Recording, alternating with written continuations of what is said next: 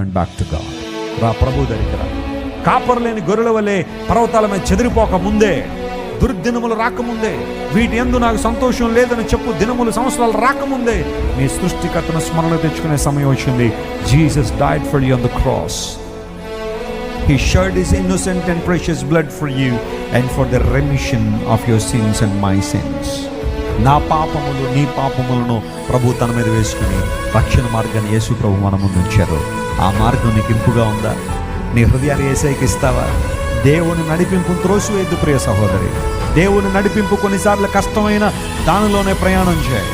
దేవుని నడిపింపు కొన్నిసార్లు నీకు ఇబ్బందికరంగా అనిపించిన, just walk in the ways of God and you will certainly see tremendous blessings of God. దేవుని మార్గాల్లో నువ్వు నడవడం ద్వారా ఒకప్పుడు దేవుడు నిన్ను ఉన్నతమైన స్థానంలో నిలబెడతాడు. తప్పించుకునే మార్గం యేసు ప్రభు ఒక్కరే. Jesus Christ is the only way to heaven.